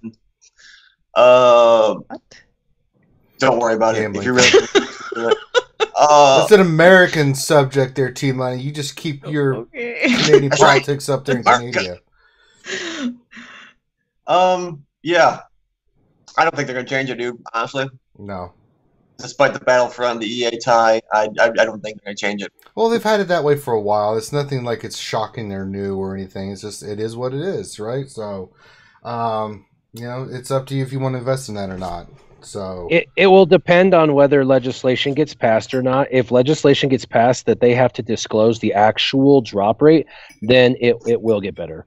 Because if they actually disclose the drop rate, people would be appalled and stop spending. It's kind of like Arnold T101's video where he talked about his spending, where he said he thought he didn't, spend so much, and looked at his expenditures, and he's actually spent way more than he realized. And a lot of people are like that. They're like, "Oh, I didn't even know that I was spending that much." We don't even know how bad the drop rates are. We know, but we don't know. And so once they and there is legislation going out to do that, but it's got to pass and everything like that. If it does, then and America's the leader in that sense. If it passes in America, most of these American-made companies will have to obviously abide by it or move to another country. And even then, they'll have it to be a downloadable thing in America. They'll have to abide by it, which means they'll just adopt it across all countries once we do it. So it's important that America be a leader on this and actually pass legislation that says that they actually have to disclose it, because it is gambling. It really is 100%, and that's fine. But they just need to disclose your gambling chances, and that's currently, it's like gambling without them having to disclose the gambling chance. So something needs to change about it, for sure. We'll see. It takes time though for the legislation thing to happen in Congress in this country. So I'm not getting my hopes up. yeah, it'll be a while. All right, let me see here. Next question to Warrior. This is from Mr. Penny Pinch. What's going on, Mr. Penny Pinch? Question. Has the panel done the survey, and will we get a reward for doing it? And also, I put RSG and Nerfers among the YouTubers we watch. Question. Well, thank you for that, Mr. Penny Pinch. Do you think there's going to be any kind of reward? I have no idea. I mean, they did ask for your your code, so I could see there being a possibility that they decide to hook everybody who did the survey up with 250 crystals or something like that. I can't guarantee that or anything, but it sounds feasible for sure. Yeah, it'd be nice, right? I wonder how many people wrote something so rude that they didn't want to put their ally code. They're like, poopy head! I was too lazy to look mine up. I was like, ally code, man, they ain't gonna give me nothing. Anonymous crap. Let me tell you something about the damn crystals. Daggone, tell you what. All right, let's see. Who was the last question to? Warrior? Okay, keep track. Next question, Mikey Mike, the tour. What non-JTR team are you guys running in Phase 2? Up until today, I've been running one squad per phase. I'm just trying to get into the swing of it. We completed our heroic in 12 hours. This recent one. So we're really trucking now, and I only got to run in 2 nodes, I think. For me, I go the Akbar route. So I run Akbar. Currently, I've been running Jawa Engineer, General Kenobi, Barriss, and Princess Leia. And that gets me just around about 500,000 points. That's all I've been running in there. I'm fortunately, as of today, I can now switch Jawa Engineer out and bring in Hermit Yoda, who I've been waiting to bring in. Yeah. Congratulations. Yeah, finally the farms are over. I mean, I've been running Wampa for a while. I stopped farming Hermit Yoda and farmed Wampa to 7-star, and today Wampa. It's too close to. Sorry, I've got a cold. Yeah, womp womp. Yeah. So So that's the squad that I've been using. Most of them are gear 11. GK and Zaris currently are my only 2 gear 12 tunes in that, and I've just modded Leia for as much offense as possible, so as much physical damage, and and don't ever cleanse Leia. Just leave everything on her and cleanse everyone else, because that triggers her or Akbar, and once you lose Akbar, then it's all her. And work your way through that. That's the squad that I run in phase 2. And Akbar and Leia can be gotten from the Arena store, which is no longer getting any new characters. So, Riemann, what do you think about new characters not coming into Arena store? It's the best transition I can think of. I'll tell you, I have a pretty good opinion about this. Okay, and you know, I this time I hope I get to share it with you. Yes. No, sorry about that. But yeah, I think that it's kind of. I'm not surprised. I was wondering for the longest time now why they haven't been adding any characters to those locations at all. But I thought that mostly it was just because of the, I guess how easy they are to obtain there, and there's so many people that have like so much currency saved up, and it may be like not fair to just drop somebody in the GW store, because there's people out there that have like 100K currency for that, and well, I guess maybe not really, since the shard store has kind of been changed to the gear store, but I mean, as far as like the additions to the Squad Arena store, the Galactic War store, and the Cantina store, I mean, there hasn't been. When was the last edition that we had? Was it K? It wasn't K2SO. Was it Bodhi Rook? Yeah, it was. I think it was all of the Rogue One. You're right. Yeah, so we haven't had any additions in a really long time, and I understand the purpose of trying to kind of make it, I guess, like a source of food for the shard shop. But I don't know. I wish that, doesn't that kind of seem to you like a little? I don't know. I mean, I don't really love the return on investment there too much, and I mean, I kind of feel like they shouldn't just out and out say that they're not going to put any characters there altogether. I mean, I understand that maybe you don't want to put Darth Nihilus in the Galactic War store, but there are. I mean, especially since there's releasing so many more characters now than they have before. I know some of them are going to drop into hard nodes, some of them are going to drop into Cantina nodes and things like that. But it's this. There's so much farming going on that there does need to be the occasional like freebie that you get. Like they need to kind of throw you, a law pass here and there that goes into the Galactic War store that's easy to farm, that's not conflicting with any other resources or any other currency that you're farming other characters from, so you can get some of these other characters like Bodhi Rook or whatever. I mean, so I don't know. I'm kind of disappointed, but at the same time I understand that it's like they're trying to. I'm assuming they're going to make some changes to the shard shop at some point to add more things, or I like the fact that we're getting a lot of gear out of there now, but I think they would need to add maybe some other stuff in there. Maybe some character shards, or maybe you get 2 shards at a time for some new character. I wish they would add another chase character like Grievous in there, to be honest with you, like somebody new that we have to like kind of slowly farm over time. There's nothing like that right now. I mean, besides Darth Treya, we have nothing like really like long term to attain. When you first got into the game, you had Darth Vader. That was kind of like your chase character. I mean, now everybody's got him, but we need something like that. I think that to look forward to getting. Maybe whether it be 6 months from now or 7 months from now. I think that'd be kind of cool. All right. You know what? Let's give you another question, Riemann, since we got you on the line. Sure. And this is from our good friend Goosey Lucy Caboosey, and this is a follow-up to a question we had previously, but we'll get your perspective on it.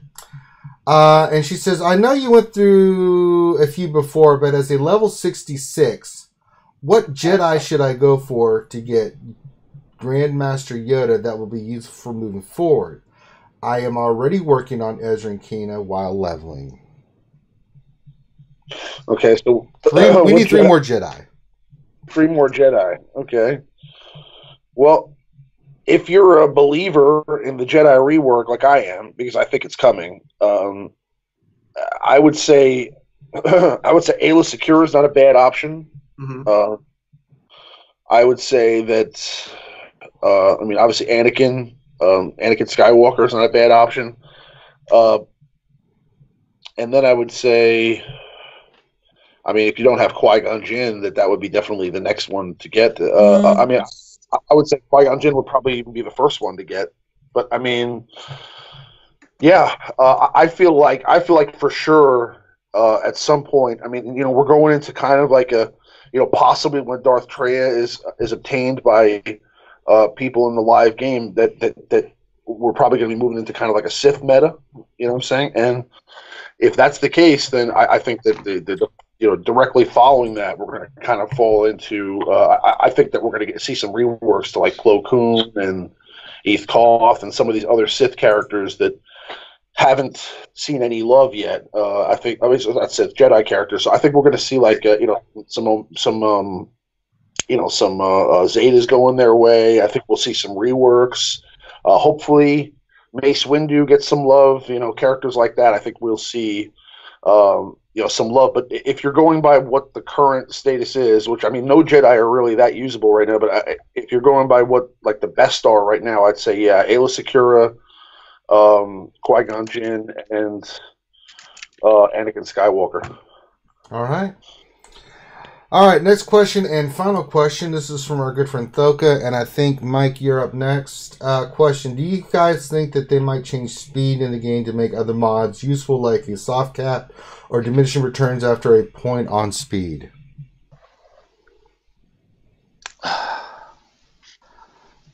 No.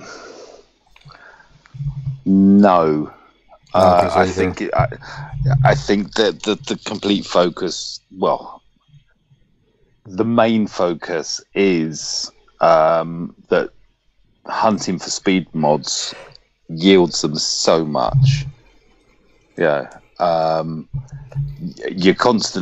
You're either spending all your two forms of credits in the mod shop, and then you're probably doing crystals, because it's only 15 crystals each refresh, hunting out for the specific mods that you want that will just give you that edge.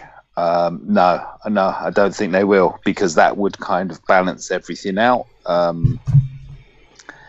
It could almost be like kids playing football and they all flock to the ball at one point, sort of thing, and we all then head over to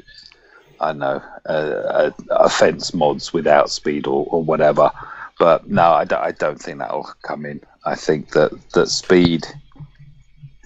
speed is still the primary secondary stat, if that makes sense. And I believe it will remain so. All you've got to do is if you're on any of the Star Wars chat platforms, Line, Discord, other ones are available. It's quite rare to see anyone post a picture of a leveled mod that doesn't have speed. It's only kind of like, oh yeah, look, I've got 4,000 protection or something. It's something very unique that won't feature speed. That's where everyone's focus is, and I believe that's because we all know that is your primary stat. All right, so that's all the questions. Now we're going to get to a little fun section where we have fun questions for the panel. First one from What Else 73 question. Oh, this is for me. Is Ranger a little bit country or a little bit rock and roll? I'm not country at all. I'm a whole lot rock and roll. Next question from good old Maurice. Question for Breathitt. Should it be from Bojangles, Mickey D's, or a Kill Smoothie?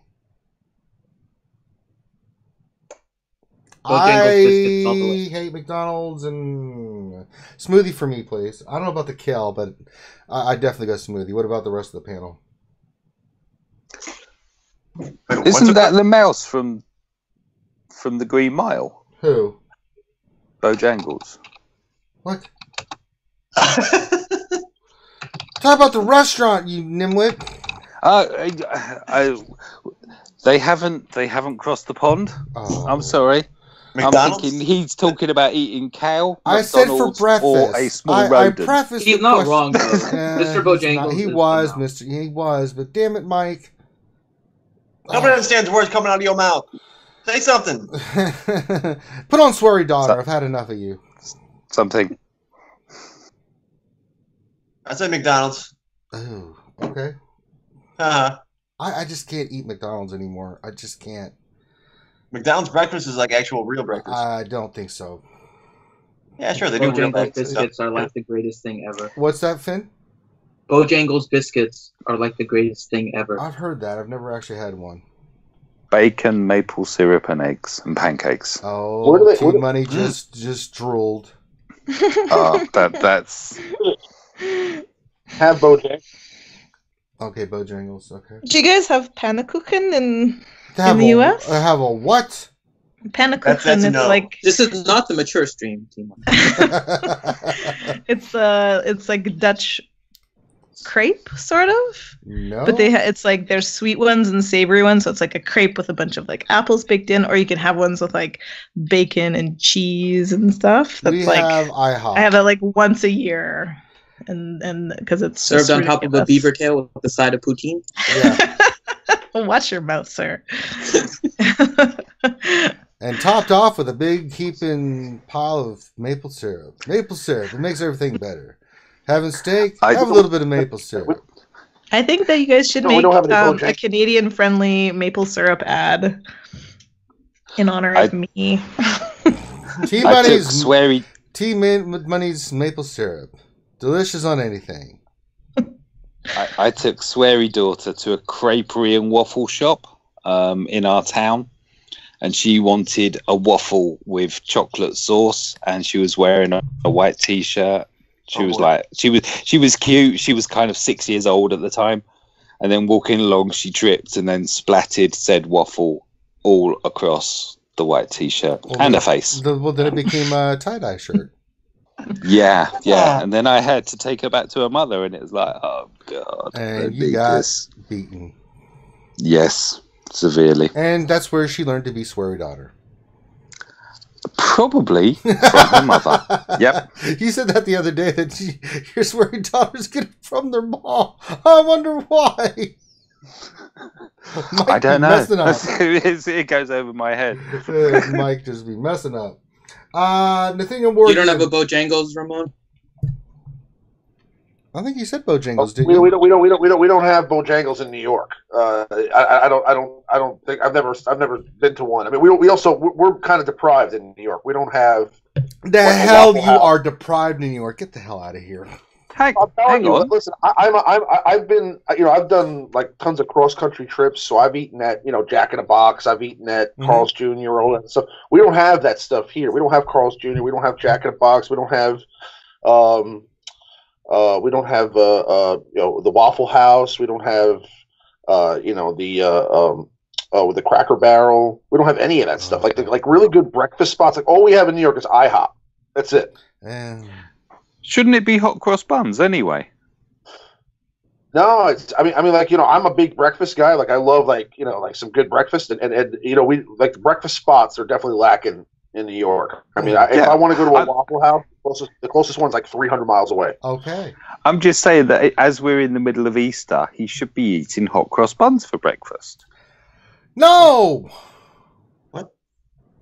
No, Yeah, have- don't you have hot cross buns? You know what? I'm No, moving we on do- to the next question. we do steak and eggs. That's what we do. Do you not You guys celebrate seriously don't have- Easter in America? No. You deny Easter. I don't remember how Maybe cross you don't buns have are. hot Don't cross buns. practice your witchcraft here in the U.S. I'm sorry. Like they're like big. Yes, you buns do, because with- we took with it like with us. the Like, little cherries in them, like the Mm. gross little cherries in them. You don't have those? Not in New York. I mean, Not maybe, anywhere in the maybe- U.S. No. Oh, No. interesting. Yeah. We ain't got that. All right, next there's a question. British idea to fail restaurant. All right, wise. next question. Nathaniel Morgan, could they put Rose in Galactic War? Who cares if everyone has her?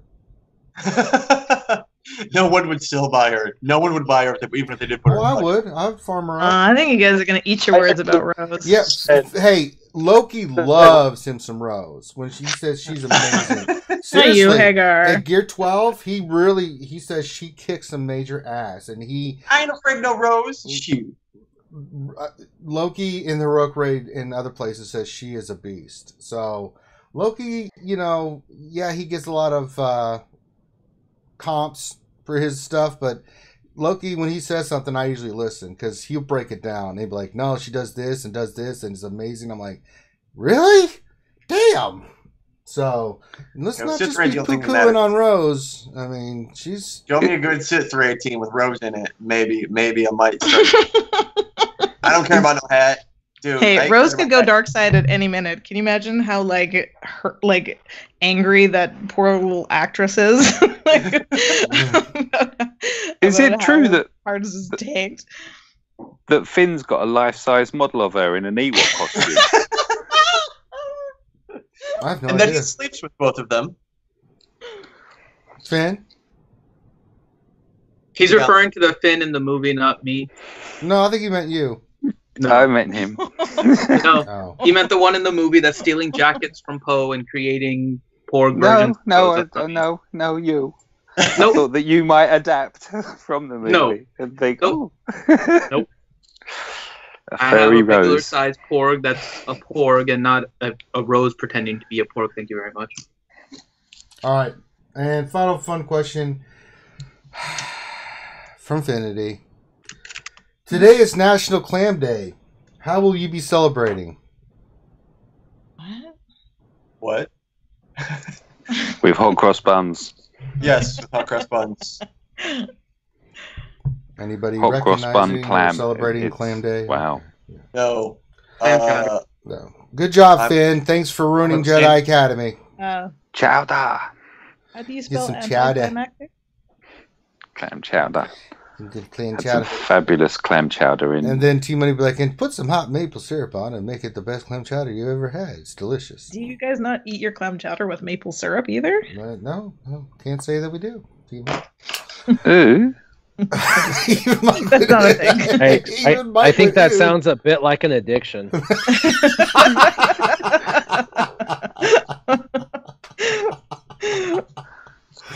Have a nice cheeseburger and put a little bit of maple syrup on it. Makes it taste a whole lot better. Maple syrup. Maple syrup in Yorkshire pud, though. Yeah. What? Yorkshire pud. Yorkshire Yorkshire pud. pudding. Maple syrup with Yorkshire pudding. That works. I would imagine it does. Maple syrup with sausages. You do that. All right, It's a we're moving. secret shape. Okay, so that's all the time we have for Jedi Academy this week. Oh, good lord. So this is where we go around and let everybody pimp their stuff, and we're gonna start. I'm just gonna go down the list. Warrior, where can the good folks check you out at? As usual, you can find me at Warrior Presents or Warriors Roster Reviews on YouTube. Awesome. Check it out. Mike. Thank you for having me. I've got a YouTube channel, MikeHunt.SWGOH. I love when you say that. Cheers.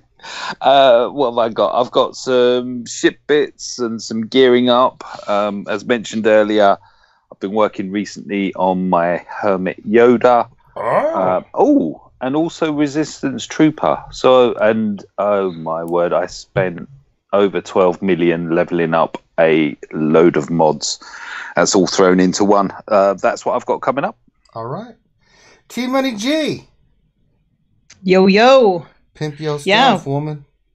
Well, we had. Not maple syrup.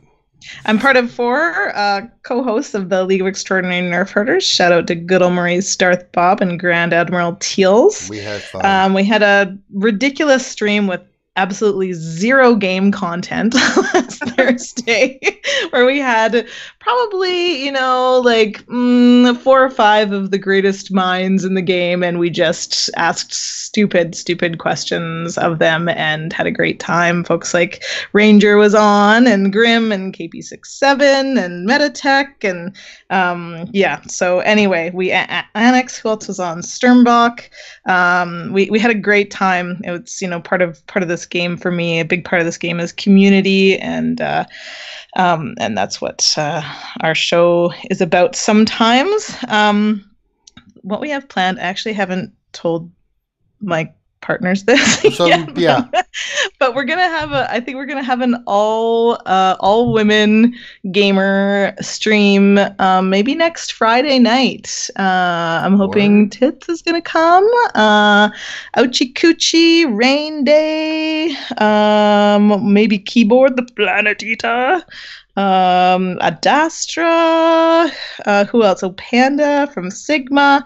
There's a whole bunch of women who were on our Discord, and we laugh together and we're silly together, and we're gonna talk about the game and just be wise. And I will be moderating all of it. We're gonna be on. I'll be on Saturday night RSG Mature stream. Go and subscribe there. Yeah, we're doing I think some you're growing tonight. so fast. There's like 600 subscribers already, and it's only been going for a few weeks. Hey. Hey. Hi. Hey, shut up. So get over there, come and hang with us, play with us, and yeah. All right. Hagar, where can folks check you out, sir? What's happening? My name's Hagar. I do YouTube stuff. Yeah, a little bit of everything. Check me out. It's just Hagar. Just search Hagar, SWGOH. You'll find me. Look for little dude, little Viking guy. That's me. Hagar the Horrible. The childhood memories. Remon! What's up? Pimp your stuff, man.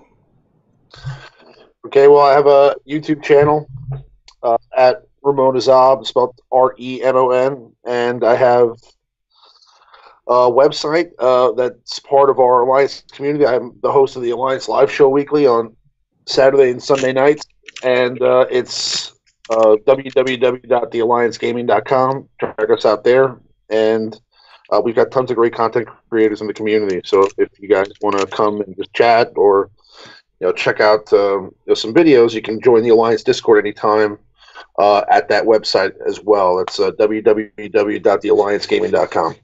All right. Awesome. Thanks to everybody on the panel for being here. And guys, make sure you like and subscribe and support these guys that take time out of their busy schedules to be here to answer your questions and put out great content for the community. The least you can do is support them in their endeavors. It really helps their channel grow, helps the community grow, and helps them continue to put out the great content that they're putting out. If you're watching this, that means you're watching us, the RSG crew, while we do the Jedi Academy. We do this every Saturday as much as we can from 10 to 12, well, whenever we get done.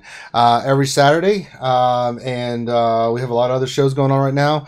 Tonight we'll have the RSG Mature channel where we just kind of hang out with Tmoney and the rest of the anyone who wants to come on is more than welcome. We just hang out, drink, have a good time, cut loose, have fun. To have Tmoney tell me how much she hates KOTOR. Those kind of things. Putting a Zayton First Order TIE Fighter pilot. Those are the kind of things you can expect from the Mature channel. And then during the week we are doing the lunch streams from 12 to 1 p.m. Eastern, where we just hang out for an hour and answer your Galaxy Heroes questions. Whoever can be on will be on. So we do that Monday through Friday. Of course, every Wednesday at 8 p.m. Eastern is the Star Wars Galaxy Heroes show on RSG. Longest, what are we on? Episode 94 now? Good Lord. And that's where we get the latest and greatest from Star Wars Galaxy Heroes news and notes and break it down and tell you what it all means. Have a lot of fun people on, great panelists, YouTubers, game changers, whoever we get on anywhere and anytime on these shows we do, and we just sit there and break down all the news, answer your questions. So that's the show on Wednesday. And also we've been doing a lot more other games. We've been doing a lot of Battlefront, Finn on PC, me on Xbox. We'll be doing some more today. I think at 3 p.m. I'll start streaming today on the Xbox, and I'll probably do that to about 8 o'clock. I'll do about 5 hours of Xbox on Battlefront 2, take a break, and then get ready for the Mature channel. Because, boy, does that take a lot of energy to do that with Tmoney, let me tell you. I have to prepare myself. I have to meditate, I have to do all that kind of thing. Hey, Tmoney. I make you a And better he person. thinks about you. He prepares himself. Oh, man. Save it for Saturday night. I mean, if this whole YouTube thing doesn't work out for me, I might go play singing. I've been told. So. I can see it. Oh, Christ. And if you guys are listening to this after, you can check us out 2 different ways. You can listen to us back on YouTube, and you can check out the chat. They've got the chat function now where you can go back and watch everything live as it happened, which is a really nice feature of YouTube. Or if you just want to download us, you can go to the iTunes store and download us as a podcast. Don't forget we've got the swag store, so if you buy any swag from there and you would like pimp your stuff, you can come into the Discord and post your RSG wearing your swag, and we were compiling all that for a montage where we're putting together.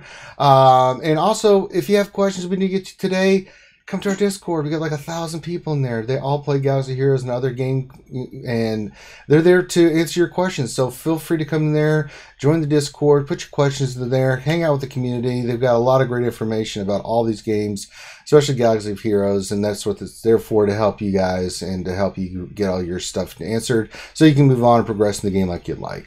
So I'd like to thank the panel for being here: Warrior, Mike, Tmoney, Hagar, and of course the great Ramon Azab. Thanks to Dr. Finn for doing what he does, which was he was busy playing Pixark while he was answering the questions. It's amazing. It's amazing how he did both at the same time. So good job, Dr. Finn. And then get ready for the church stream. I'm going to do Xbox here in a few hours. Probably start. I'm going to start that at 3 o'clock. So be prepared for that. And yeah, so check us out when you can. Thanks for everybody for being here. Thanks for everybody in the channel for your questions and for hanging out with us. Appreciate all you guys. We love you guys. You guys have a great rest of your Saturday. We'll see you when we see you, and we will holler at you later. Peace.